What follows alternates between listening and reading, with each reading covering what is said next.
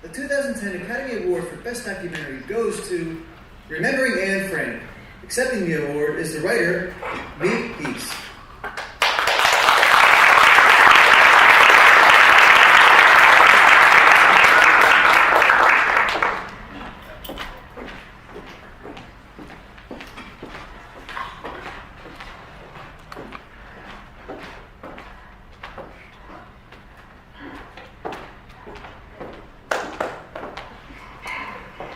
Members of the Academy, esteemed guests, thank you so much for this great honor.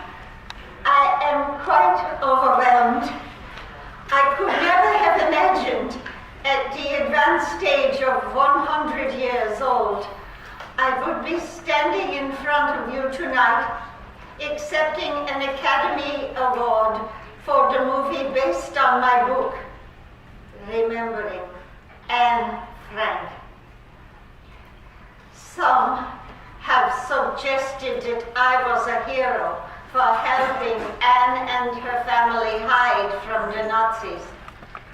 No, I was not a hero. They are the true heroes of this story, for all they endured, and with so much bravery and courage.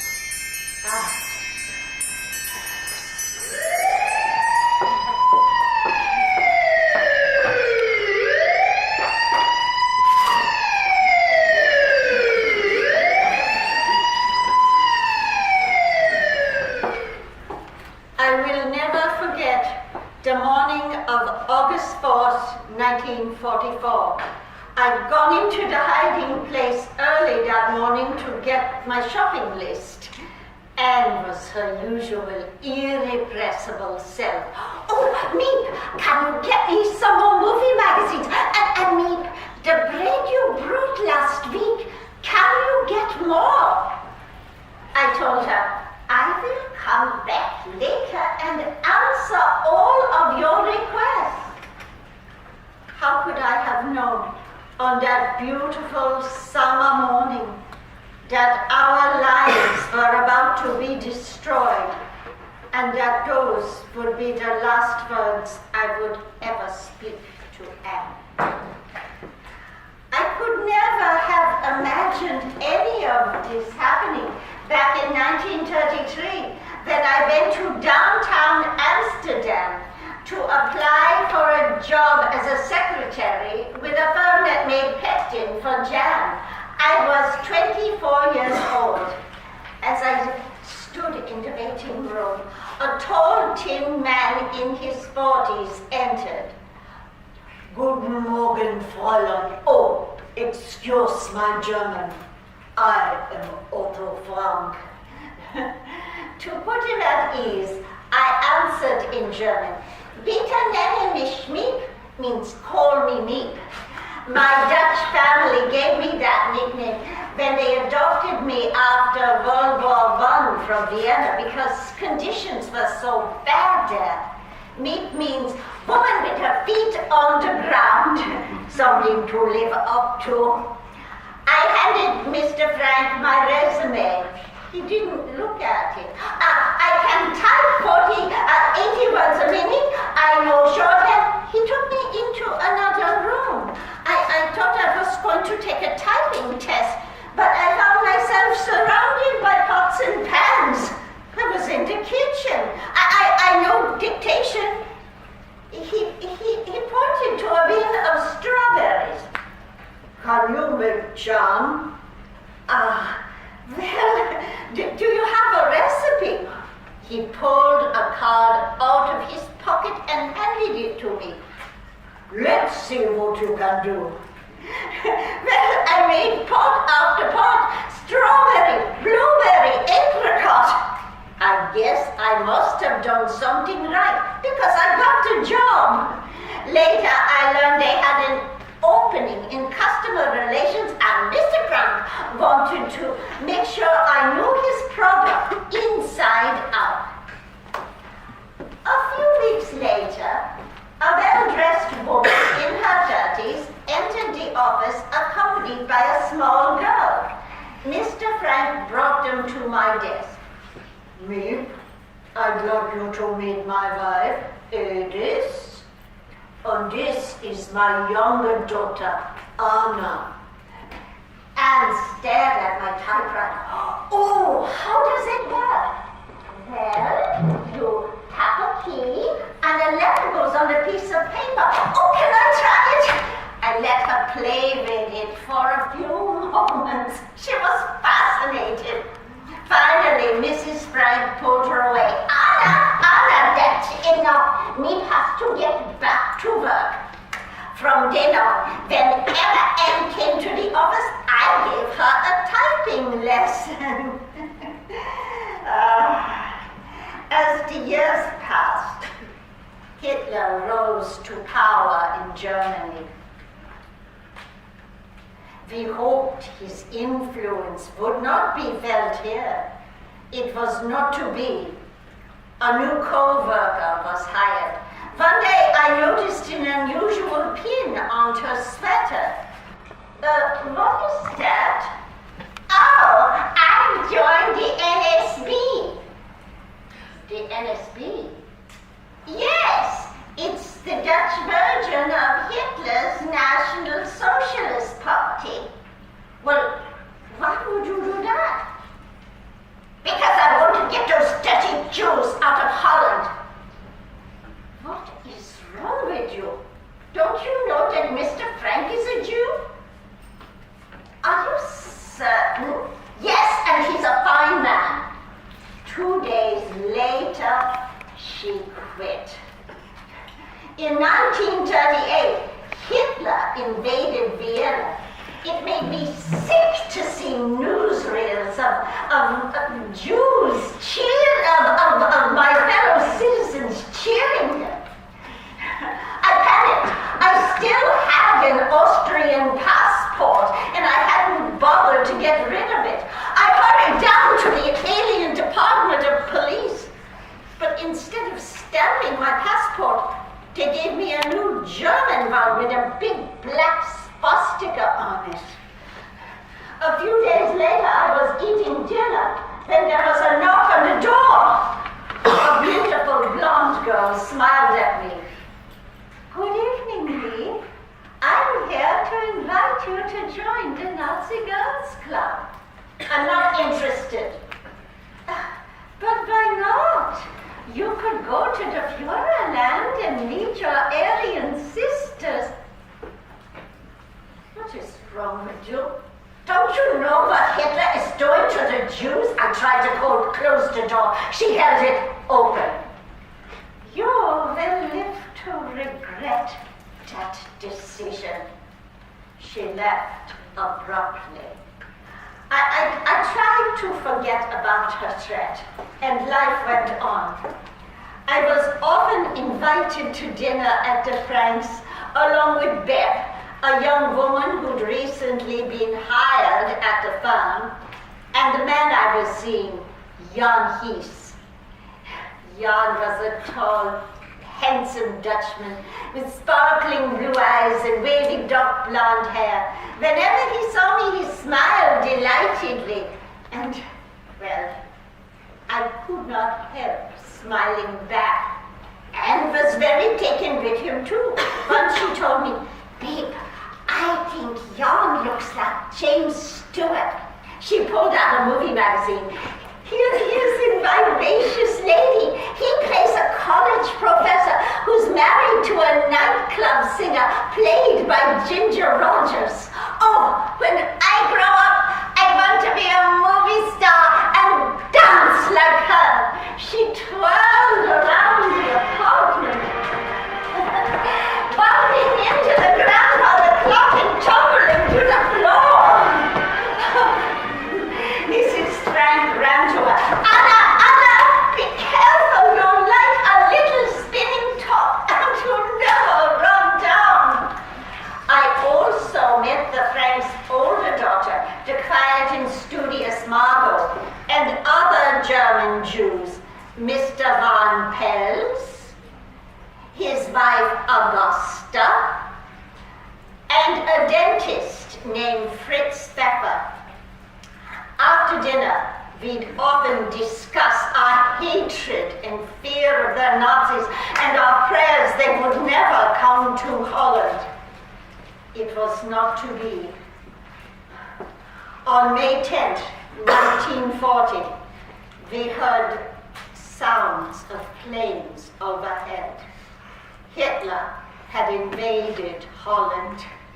The streets were overrun with German soldiers. The mood in our office was grim. Holland was no longer ours.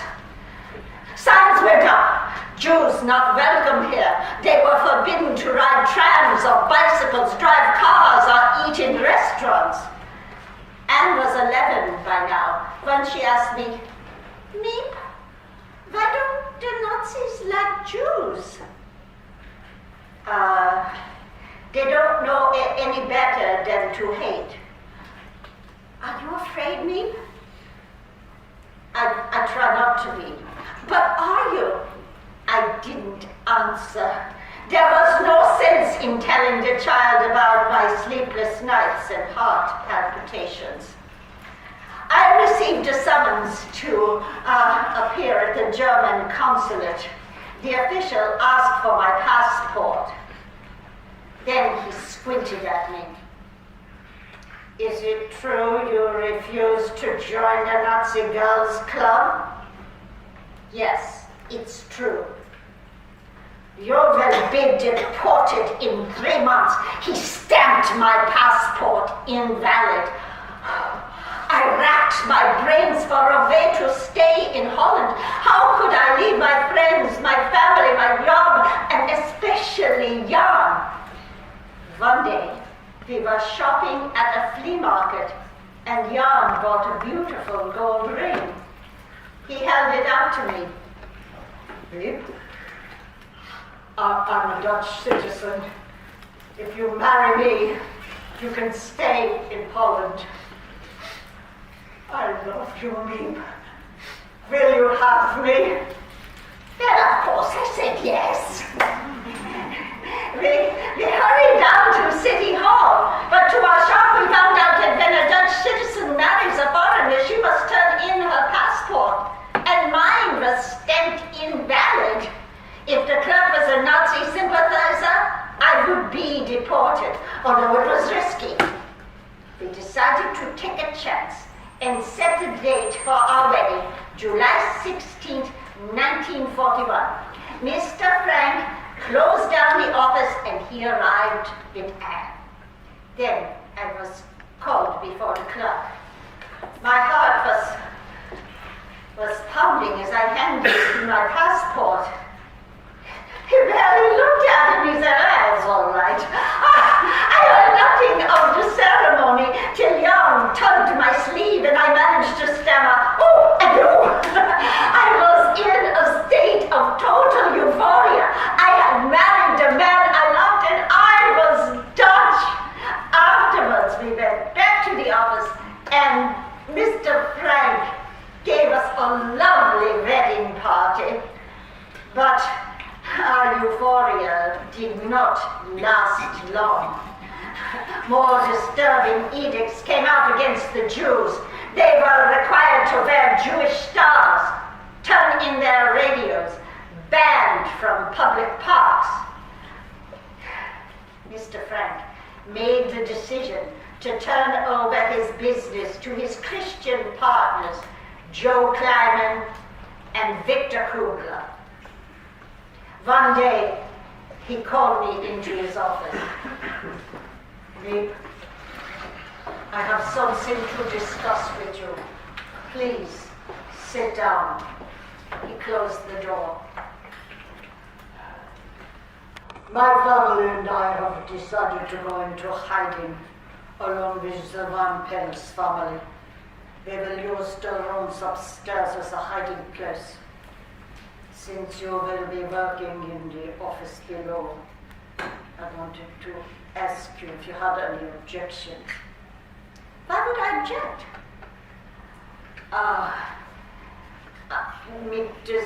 There's something else. I hope it would not come to this. I never wanted to involve you. What is it?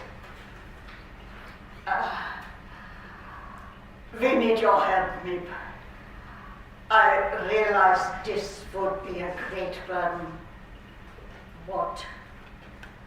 Would you be willing to take the responsibility for caring for us while we are in hiding?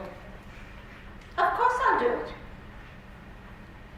You know that the punishment for those who have been chosen is imprisonment or death. I know. Me, think about it. Don't answer so quickly. There's nothing to discuss. Tell me what you want me to do. I knew I could count on you, Meep. Words cannot express my gratitude. We owe you everything. I felt a wave of terror rise up inside me, but I could not let Mr. Frank see that. Only a few will know. Beth, Joe Klein, and Victor Kugler. They will assist you. They will consult with me on business decisions, and I will give you money for food and other supplies. All right. Oh, one more thing, Meep. Before you leave at night, make sure you pull down the shades in the office. Occasionally, they will come downstairs and do office work and listen to the radio. I asked no more questions.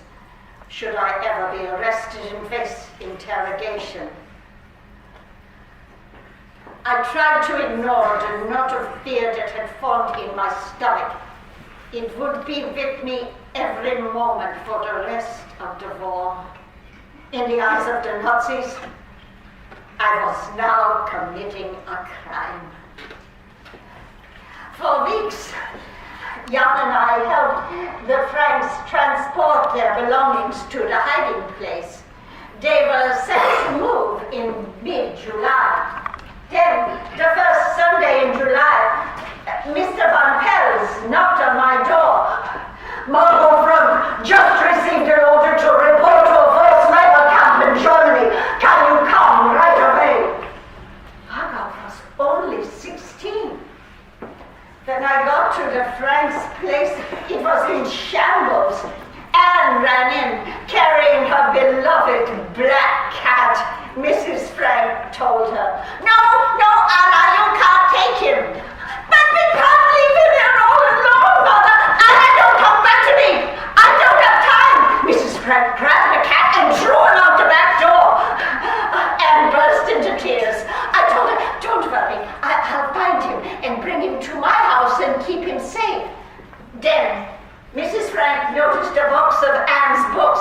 No, Anna, it's too much. Throw them out. You don't want me to take anything, Mother. Anna, don't you understand? It would attract too much attention. Anne started to cry again. All right. Pick one. Anne reached into the box, and she pulled out her little red and white diary that she had just received for her 13th birthday. I'll take this one. It's the most important. The next morning, I arrived at the Franks at 6 a.m. and it was raining heavily. Margot emerged wearing layers of clothing, but minus the required Jewish star. And although Jews were forbidden to have bicycles, Margot had hidden hers. I told her, don't worry, the police won't be out in this heavy rain. We rode over 2 miles in the downpour at a moderate speed so as not to attract attention. My heart was pounding so hard I thought I might not make it. By the time we arrived at the office, we were both soaked to the skin, and Margot was at the point of collapse. I opened the door to the hiding place for her. she disappeared. A few hours later, Mr. and Mrs. Frank and Anne arrived, also soaked to the skin.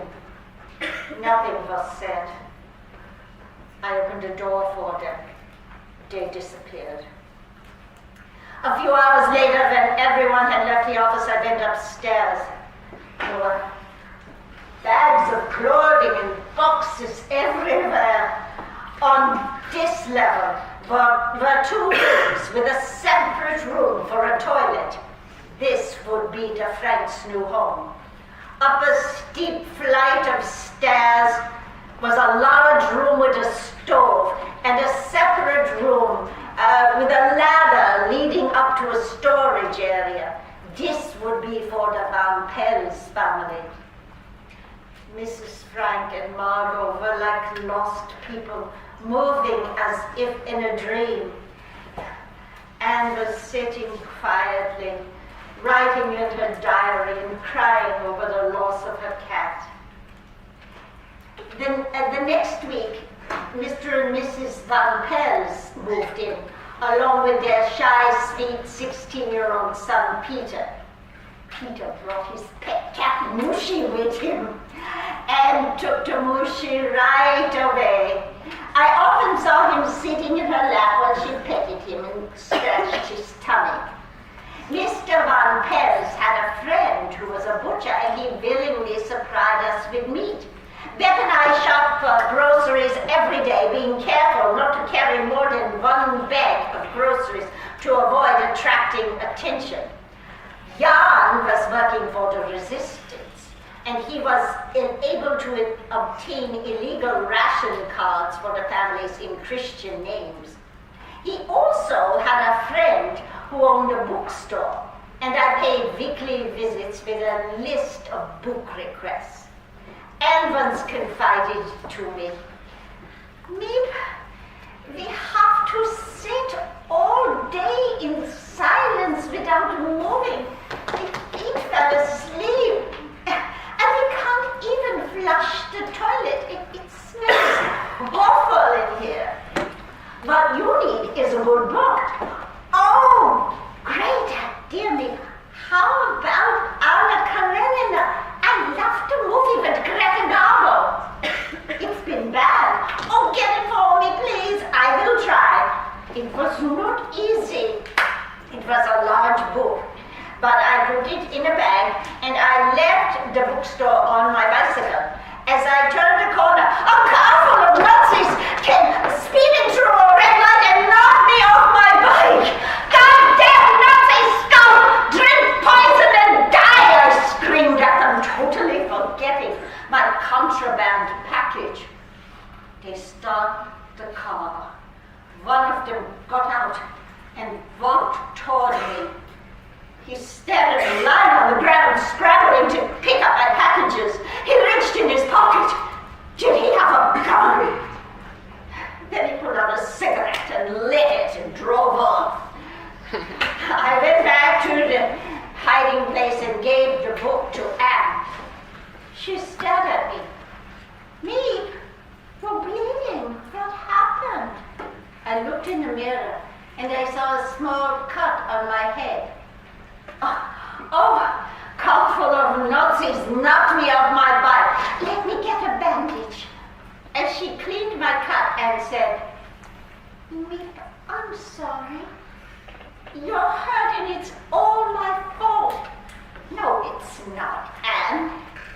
"Well, if you decide you don't want to help us anymore, I could talk to my father." "Please don't do that." "All right, but remember, you can always change your mind." I could never do that. I couldn't live with myself if I didn't do all that I could. Well, Anne loved Anna Karenina. After she finished, she once asked me, "Meep, do you think I'll ever have a great love like Anna, like Count Vronsky?" "Well, of course, only don't throw yourself under the train like the unfortunate Anna." "Oh, I could love life, even though we're trapped here in the hiding place because of the war. You know me, I still believe, in spite of everything, that people are really good at heart. Like you. Her words touched my heart, but I did not share her optimism. July 16th, 1942 was our 1-year wedding anniversary, and our friends in the attic insisted on throwing us a party. They pooled their ration cards and they made us a delicious dinner and presented me with the menu.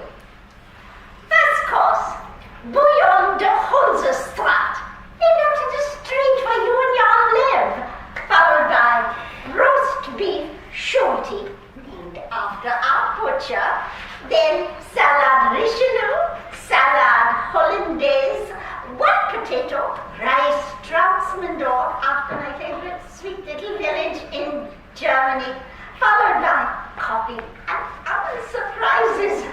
Well, we all had a delightful time that night, but we could never relax.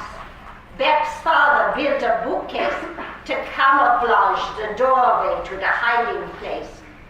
Every time I pushed it aside and went upstairs, I put a smile on my face and tried to act cheerful, and would always ask me, "Have you found my cat?"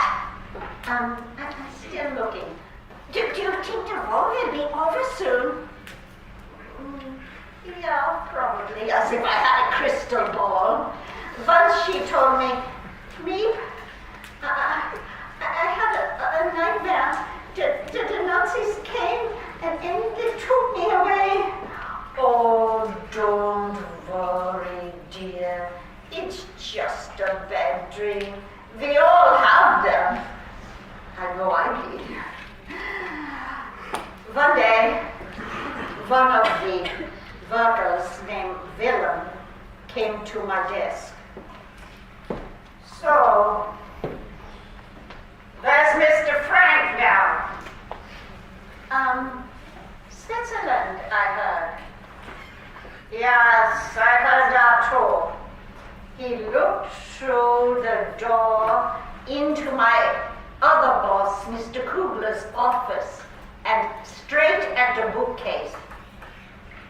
Wasn't there a door there? No. You know, I haven't had a raise in some time. I think 20 guilders is fair. Talk to Mr. Kugler. Later that night I mentioned it to Mr. Frank, and he said, "Well, we have to give it to him. We can't take the chance he knows something." So Willem got his raise. But I always felt like I was walking on eggshells around him after that. And things were no better on the outside. Our landlady, who was Jewish, went into hiding, leaving behind all her furniture. We quickly registered it in our Christian name so we would not be arrested for having Jewish furniture. Then, a friend whose son was a university student had refused to sign a loyalty oath. She begged us to, so we moved into our landlady's old apartment.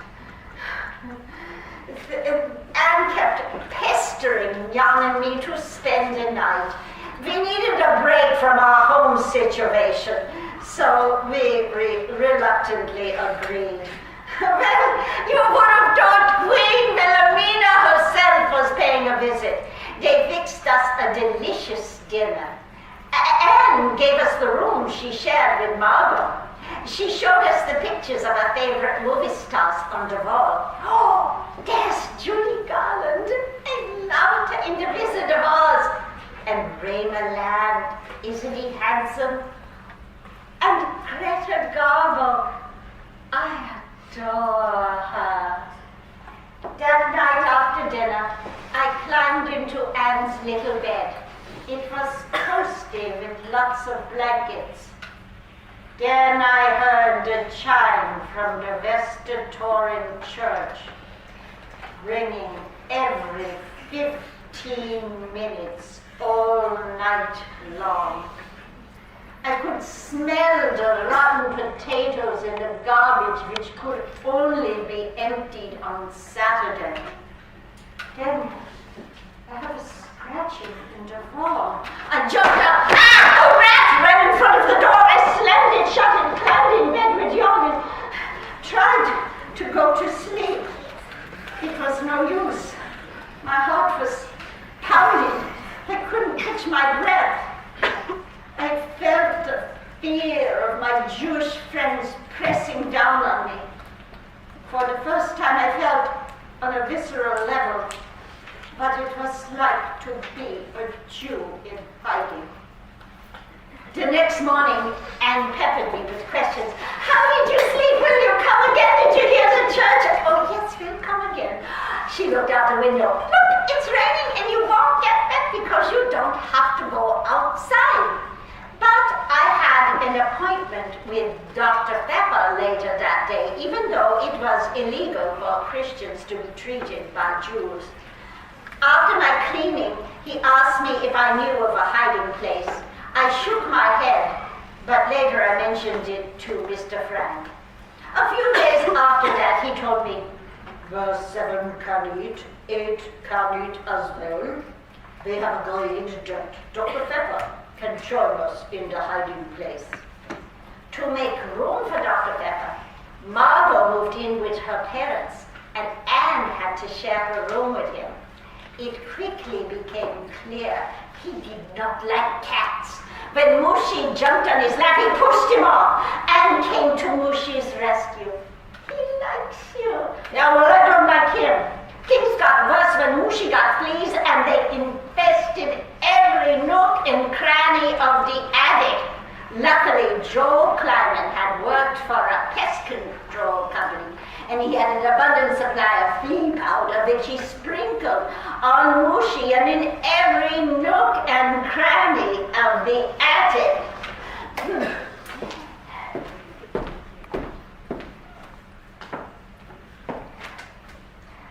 Anne and Dr. Pepper came to an agreement about the room. He would have it in the morning, and she would have it in the afternoon. But he was slow to leave, and Anne would tell me, "By the time he leaves, my time is almost gone." And he gets delicious treats from his Christian girlfriend, which he never shares with me or anybody else for that matter. Doesn't he know we all have to look out for one another? Apparently not. In 1943, Germany surrendered to Russia. We hoped it would be the beginning of the end of the war. It was not. A new owner bought the building. One day he showed up with his architect wanting to inspect the premises. Joe told him he couldn't find a key to the second floor. So they said they would come back another time. Now we had that sword hanging over our heads. Margot enrolled in a correspondence class in shorthand. The real student was Margot Frank, and continued to write in her diary. She filled it up and sent me out for another one. I happily replied. One day I came into the hiding place and I found everyone very upset. They had been downstairs the night before listening to the radio when they heard a burglar trying to break in. They quickly shut off the radio and ran upstairs, leaving it tuned to the BBC, which Hitler had said was a crime.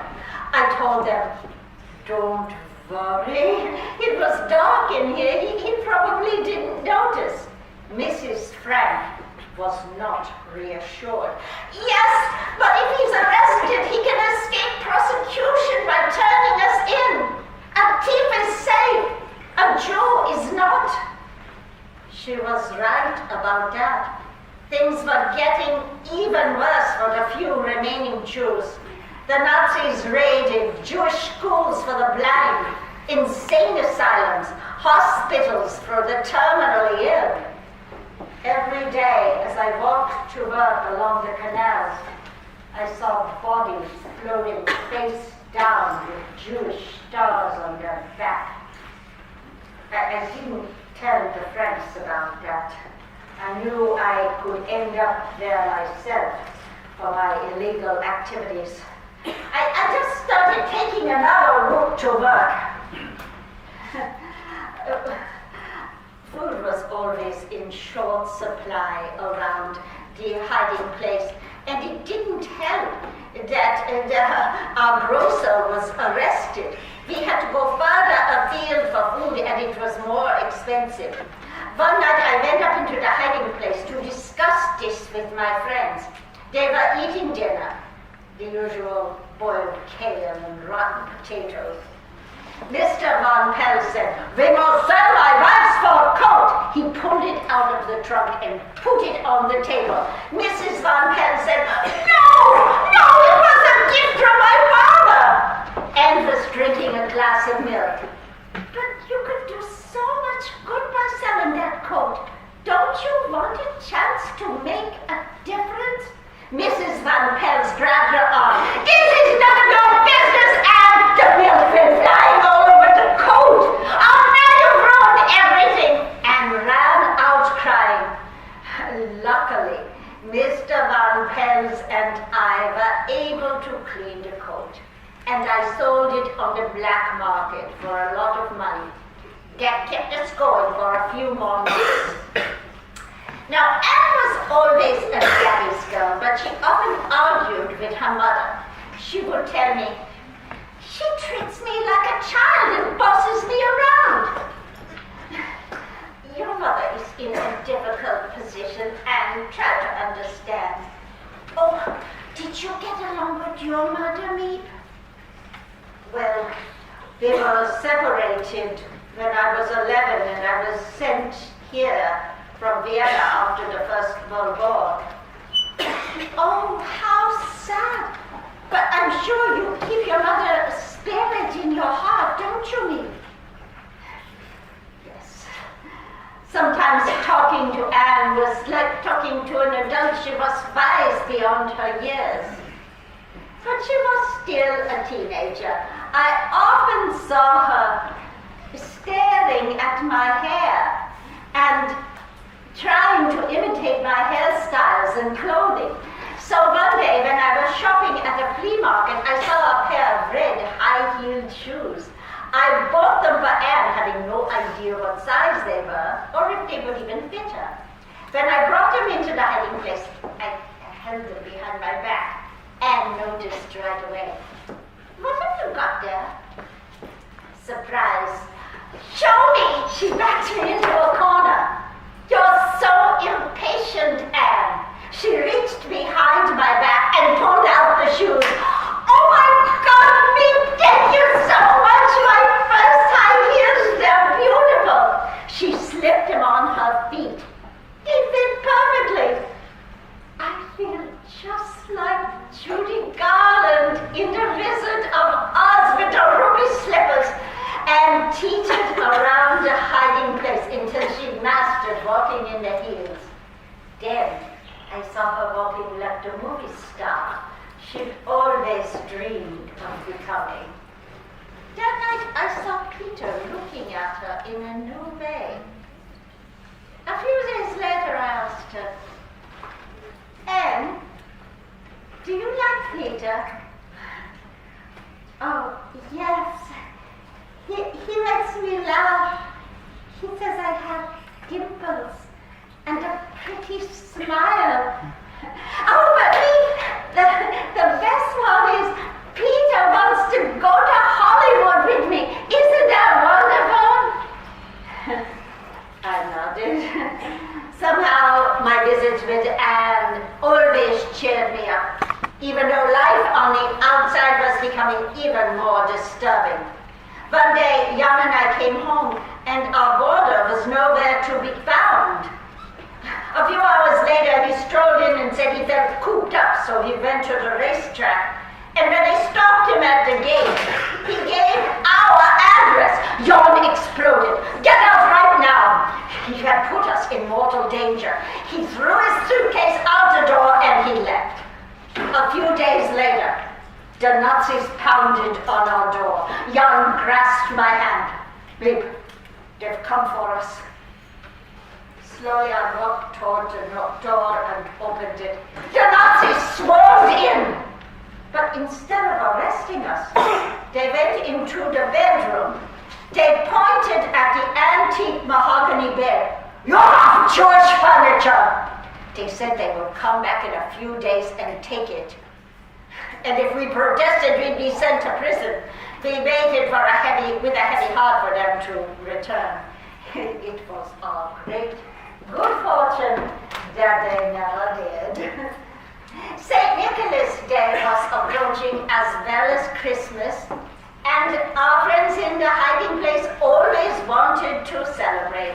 They made gifts for Jan and me, Beth, Joe Kleiman, and Victor Kugler, and gave me some sweet soup that she'd made from little bits she'd collected over the past few months. She also gave me a card with a picture of a Christmas tree on the front that she drew herself.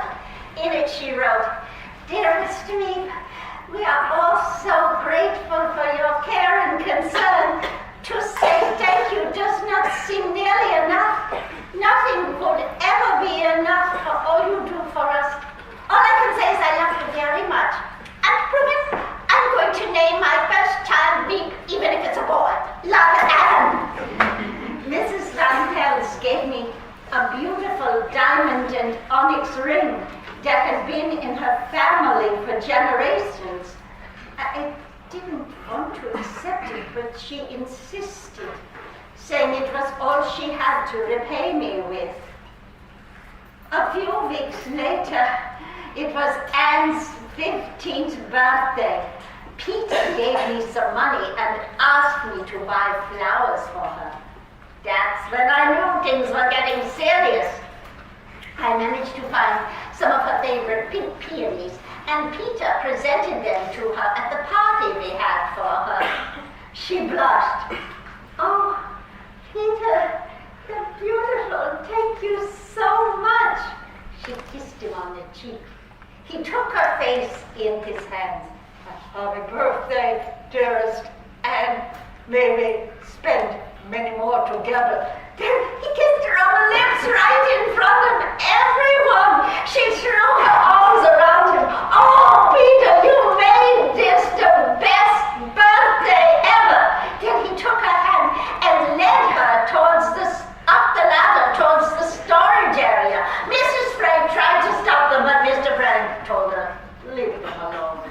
Now, I don't know what went on in that storage area. I only know it was so sweet to have romance in the hiding place. Rats were always a problem in our hiding place, especially with our limited supply of food, because I had a healthy appetite. One night, I returned to the hiding place late to give my friends some good news. I heard on the radio that Britain had invaded Normandy. D-Day had begun. I found Mrs. Frank in a confrontation with Mr. Van Pels. She'd heard a noise in the kitchen and went upstairs and found him eating a piece of their meager supply of bread. "You think you're eating what little bread we have?" I couldn't stand the hunger pains. Get out, all of you!" and ran into the kitchen. "No, Mother, they'd be killed on the street. I don't care." I interrupted this confrontation. "Mrs. Frank, I understand your feelings, but you most likely won't be here much longer. Britain has invaded Normandy. D-Day has begun." Everyone cheered. Although Mrs. Frank did say, "I want to change rooms. I don't want him anywhere near the food." We were so happy that night in June. But our euphoria did not last long. The end of the month, the war was many months away. How could I have known on that beautiful June night that our happiness was about to be destroyed? And that less than 2 months later, I would have to sit silently by and watch my friends being dragged out of the attic, begging for their lives. Between 10 and 11, on that terrible morning, August 4th, 1944, Beth and Joe Kleiman and I were sitting in the office. Suddenly the door opened. I looked up and saw a man in a Nazi uniform aiming a gun at us. Where are the Jews? They froze. No one spoke. You traitors! Joe will pay for your crimes! Joe rose. There must have been some mistake. Sit down! I know they are here. He walked toward the office of my other boss, Victor Kubler. Don't move, I will be back. Then he left. Joe turned right. Behind the bookcase in Victor's office was the entrance to the hiding place. He whispered, "Pip, and take the time has come." Well, who could have betrayed him? I don't know.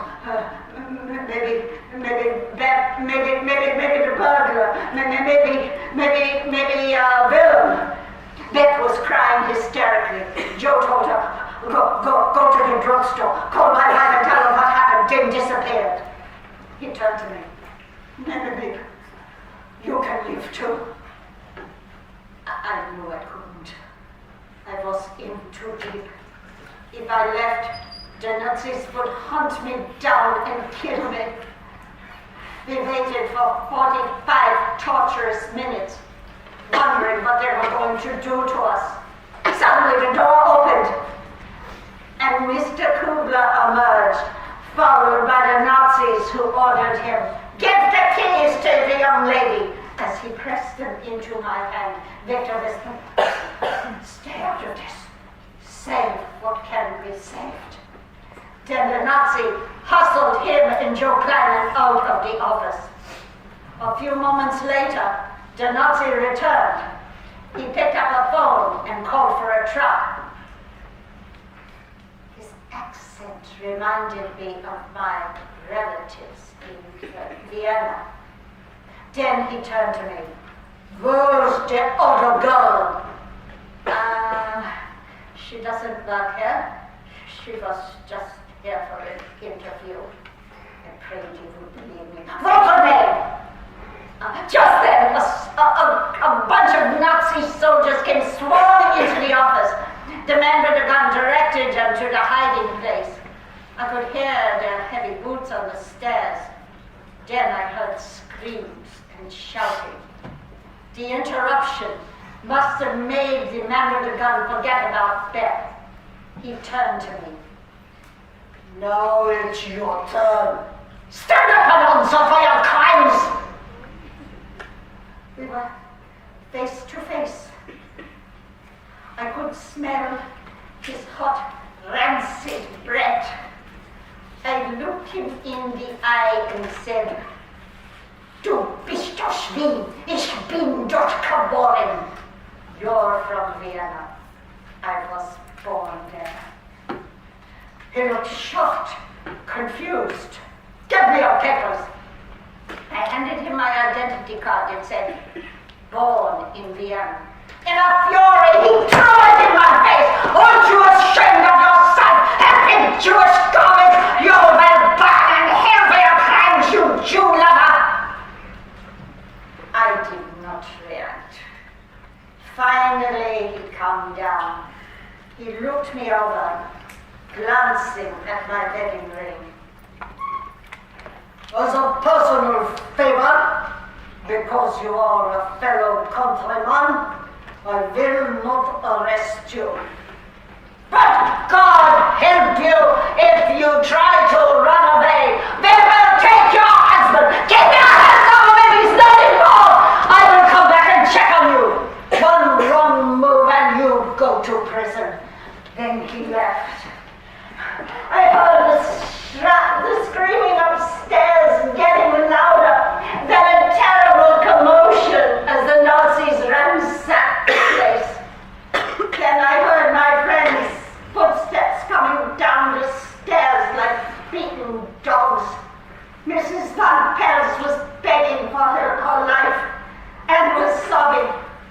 Please don't hurt me. I looked out the window and I saw a Nazi dragging her to the truck by her hair. Peter tried to stop him and they cracked him over the head with a rifle and threw him in the truck. I looked away.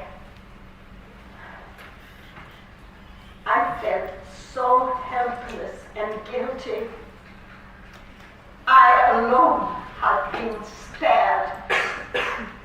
Jan had been watching from across the street. Then the Nazis left. He ran back into the office with tears streaming down. It was a very dangerous idea, but it was our only chance. I took up a collection and came up with quite a lump of cash to offer to the Nazi from Vienna who I had learned was named Karl Silberbauer. I will try to make a deal with the devil.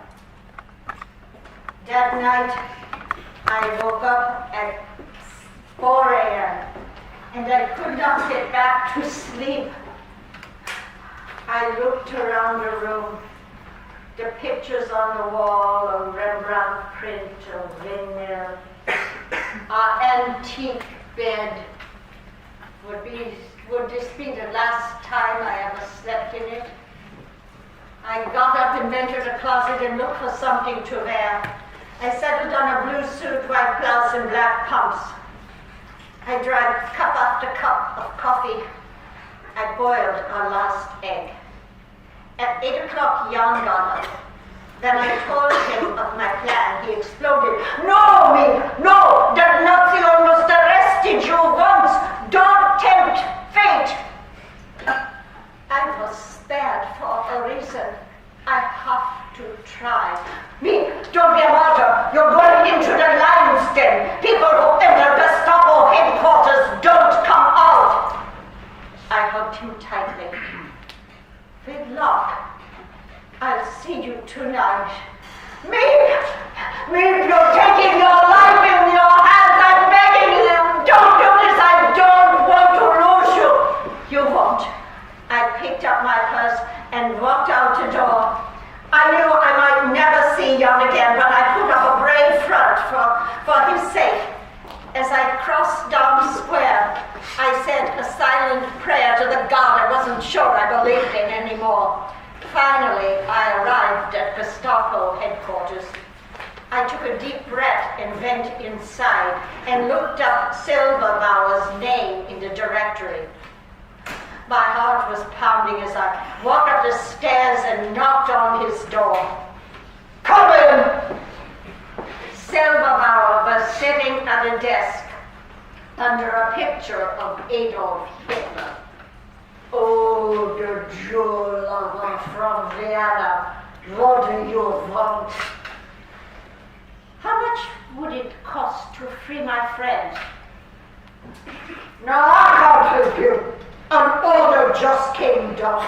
I don't believe you. I want to speak to your boss. Go upstairs. My legs were shaking so much I could barely climb the stairs, but somehow I made it to the third floor. I knocked on the door.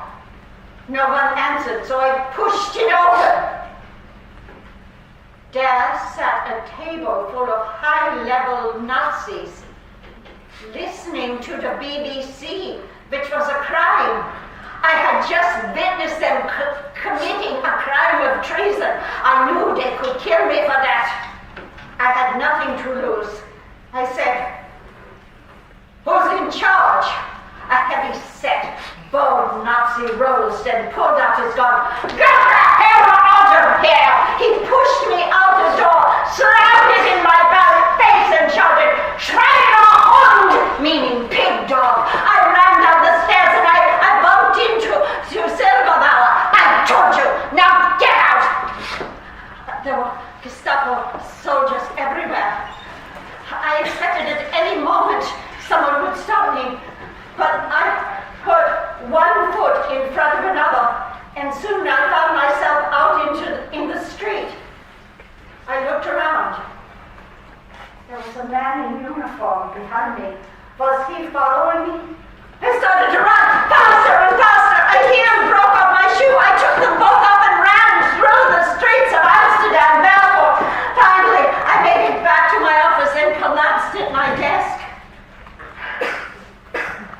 failed.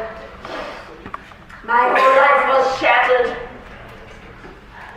But this was no time for emotion. It was up to me to pick up the pieces and carry on. I went to the bank and told the director, there's no one here to sign the checks. They've all been arrested. He told me my signature would do. So life went on, if you could call it a life.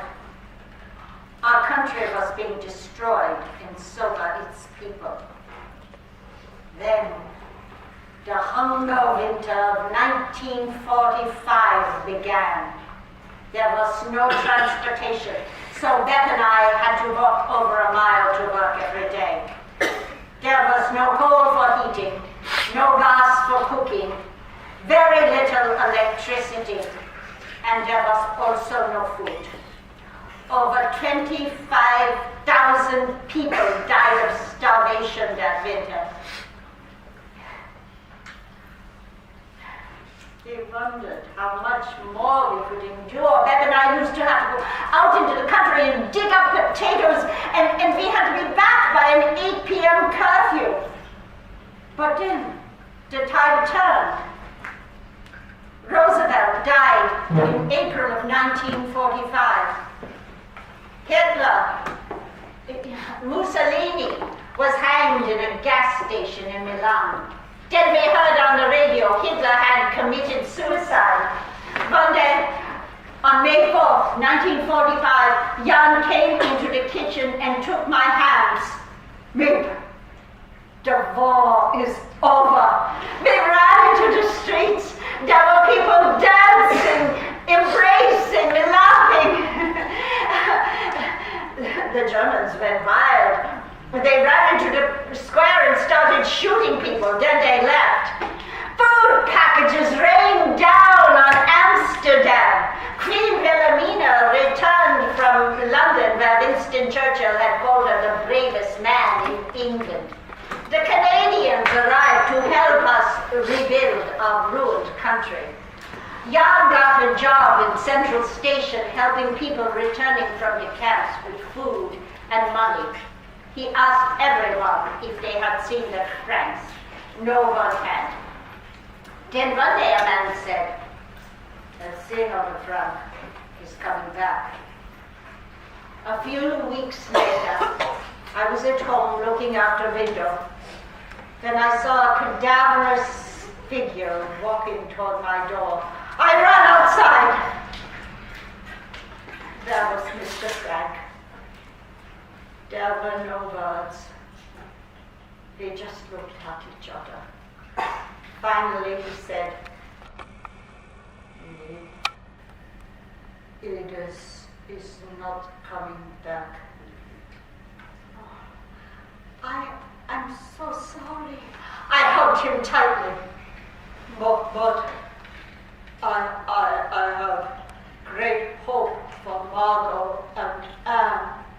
Yes, great hope.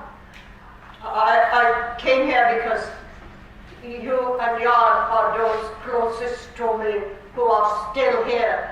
Oh, this is your home now. Stay here for as long as you like. It would be 7 years. That night over dinner, he told us, I was before a firing squad in Auschwitz. When the Nazis learned the Russians were near, so they fled. And the others? I saw Mr. Van Pels being taken to the gas chamber. Peter was taken by the Russians. I heard he did not survive. Neither did his mother or Dr. Pepper. Margot and Anne were taken to Bergen-Belsen.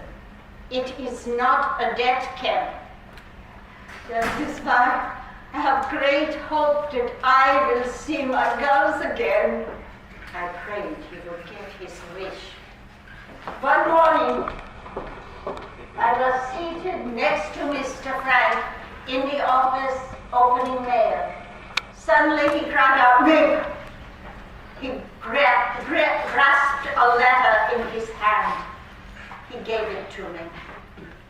Dear Mr. Frank, I was in Bergen-Belsen with your daughters Margot and Anne.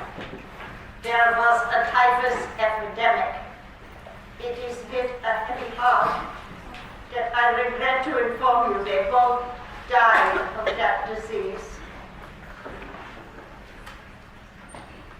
He sat there in silence for a long time. They couldn't look at each other.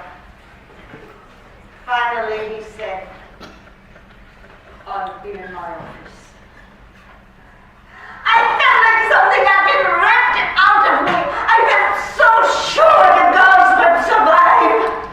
I heard my co-workers coming in, making coffee, saying good morning. I was paralyzed. Finally, I reached into my desk and I pulled out Anne's little red and white diary.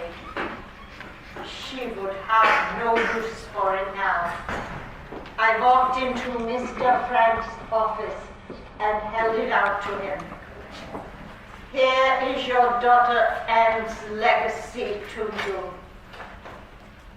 In Otto Frank's hands, the diary made its way into print, stage, and film. Anne Frank centers opened in many countries around the world. Her words came to inspire millions of people. Otto Frank turned the hiding place into a museum. Later, he moved to Switzerland, where he remarried and got a new family. He died in 1980 at the age of 91. Mr. Kleiman and Mr. Kugler rejoined the business after they got out of the camps. Beth left the business to marry. Later, she gave birth to a daughter. She named her Anne. And in 1959, all four of us were honored to be knighted by Queen Juliana of the Netherlands for helping the Franks. I did help Mr. Frank build the Anne Frank Museum. I still go there every day. I was only interrupted back in 1950 when, at the age of 41, after years of trying to become parents, Jan and I were blessed with the arrival of a healthy baby boy. And so, my dear Anne, this award is for you. You are now the movie star you always dreamed of becoming, and your words will live forever. As you said in your diary, I don't want to live in vain like most people. I want to be useful or bring enjoyment to all people, even those I've never met. I want to go on living, even after my death. For